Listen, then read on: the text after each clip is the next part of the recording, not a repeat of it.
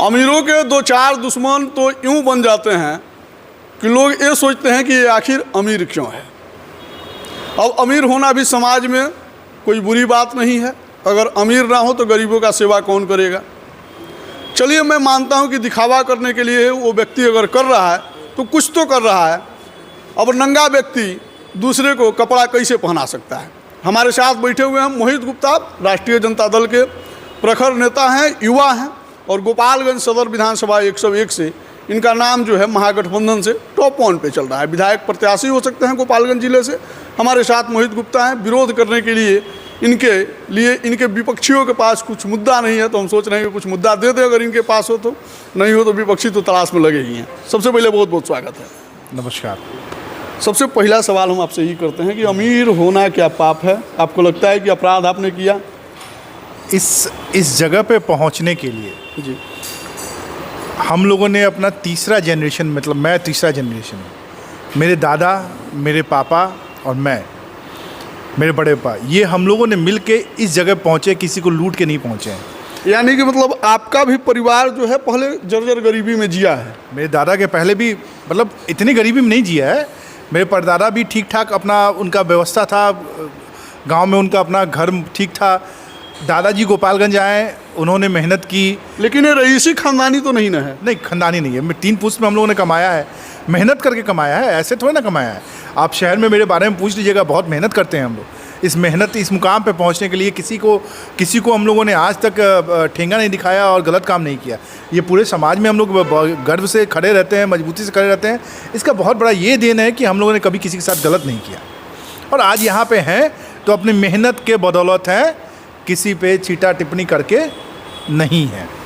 अच्छा, एक मतलब राजनीति में आने का मतलब ये होता है कि किसी के ऊपर कटाक्ष करना, किसी के ऊपर बोलबाजी करना, उल्टा सीधा कमेंट करना। मोहित गुप्ता बिना किसी को कुछ बोले विवादों में रहते हैं। देखिए, मेरे अंदर निगेटिविटी नहीं है। आप इतनी बार इंटरव्यू ले चुके हैं मेरा, हम कभी निगेटिव बात नहीं करते हैं कि कौन क्या किया। आपको मेरे बारे में पूछिए, हमको क्या करना है। मेरे तेजस्वी जी नेता के बारे में पूछिए, उनको क्या करना है, उन्होंने क्या किया है ये पूछिए हमसे। आगे क्या करना है ये पूछिए। बिजनेसमैन या अगर एक समाज सेवी निगेटिविटी समाज में फैलाता है तो समाज सेवी भी नहीं हो सकता है, बढ़िया आदमी भी नहीं हो सकता है और उसके अंदर एक बढ़िया इंसान बनने की गुण भी नहीं हो सकती है। आपके जीवन में वो मतलब शुभ काल आया और आपने एक बड़ा शानदार डिफेंडर लिया, वाइट कलर का, एकदम चमचमाता हुआ, ठीक है।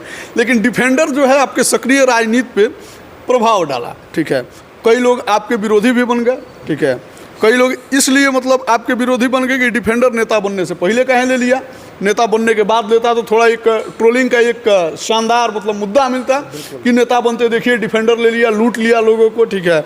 लेकिन आपने पहले लेकर, ठीक है, विपक्षी के मतलब मुंह पे क्या होता है, ताला लगा दिया, उसके मुद्दे पे आपने पानी फेर दिया।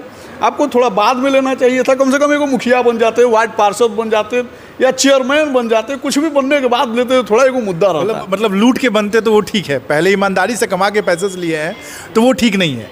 बहुत लोगों का मतलब मानना ये है कि आप राजनीति में आइए, लूट कीजिए, तब आप गाड़ी खरीदिए तो बढ़िया चीज़ है। तो मेरा वो नहीं है। ये गाड़ी मैंने अभी प्लान नहीं किया था, ये बहुत पहले से प्लान किया हुआ था, 2 साल पहले से प्लान किया हुआ था मैं लेने के लिए।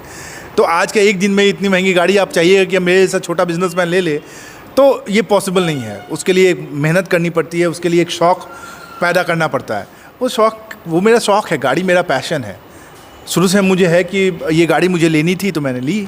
इसको राजनीति से कहीं से भी जोड़ना उचित नहीं है।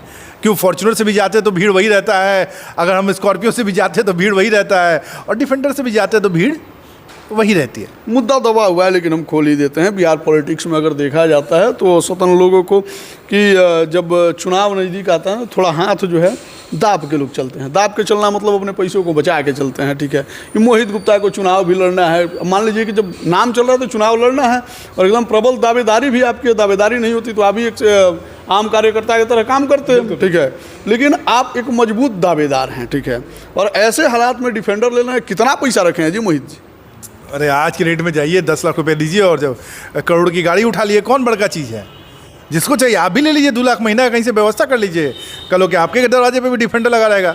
आज के डेट में लोन का सिस्टम है भाई, कोई कैश यानी कि कंपटीटर खड़ा करना चाहते हैं कि सारा नेता लोग डिफेंडर का ले हम ले। तो चाहते हैं कि बिहार में कम से कम 243 डिफेंडर आ जाए, कि कम से कम दिखे कि बिहार सक्षम है, मजबूत है, सुदृढ़ है और इकोनॉमिकली भी बहुत मजबूत है। हम तो चाहते हैं। गोपालगंज में 6-7 डिफेंडर है, ऐसा थोड़ा ना कि हम इकलौते हैं जो कि लेके घूम रहे हैं। नहीं, डिफेंडर पे हम चर्चा इसलिए कर ले रहे ना, डिफेंडर पे इसलिए चर्चा कर ले रहे हैं कि डिफेंडर वाला चर्चा अब आखिरी होगा, इसके बाद डिफेंडर पे चर्चा नहीं होगा। इसके बाद कौन सी गाड़ी मोहित गुप्ता लाने वाले हैं? अब इसके बाद सोच रहे हैं कि मारुति 800 खरीदा जाए, बोला जाए मारुति वाले को कि फिर से 800 लॉन्च करें जी, और वही खरीदा जाए ताकि कम चर्चा में रहा जाए। चर्चा में रहना गलत बात है।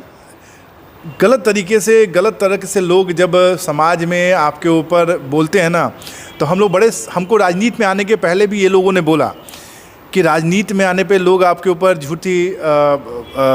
झूठा आरोप लगाएंगे, सब कुछ करेंगे, आपको राजनीति में नहीं आना चाहिए, आप लोग स्वच्छ साफ सुथरे छवि के व्यक्ति हैं। मैंने बोला कि भाई जब उतरना है तो ये सब तो झेलना पड़ेगा, और समाज के लिए करना है तो ये सब झेलना कोई दिक्कत नहीं है, झेला जाए। लेकिन पॉलिटिक्स में औसतन बिहार, खास तौर पे गोपालगंज और बिहार की पॉलिटिक्स में देखा जाता है कि वही व्यक्ति आता है जिसके ऊपर 2-4 को मुकदमा होता है, या फिर कई केस वगैरह होता है, या फिर उसकी छवि जो है कई तरीके से, मतलब या तो बाहुबली वाली छवि बनी रहती है या फिर चोर लुटेरा वाला छवि रहता है, वही व्यक्ति आता है। आप ईमानदार आदमी आ गए हैं, क्या कुछ कर पाएंगे? आपको क्या लग रहा है कि सर्वाइव कर पाएंगे गोपालगंज की राजनीति में? ईमानदार होना बहुत मजबूत होता है, सच्चा होना वो आपके व्यक्तित्व को दर्शाता है। अगर आप ईमानदार मजबूत हैं तो आप बहुत मजबूत हैं।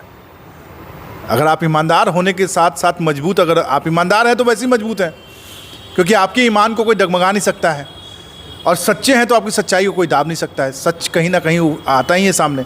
तो हम लोग ईमानदार हैं, साथ साथ मजबूत भी हैं, तो कोई हमको हिला नहीं सकता है। बेवजह ट्रोलिंग से परेशान है ना वह समाज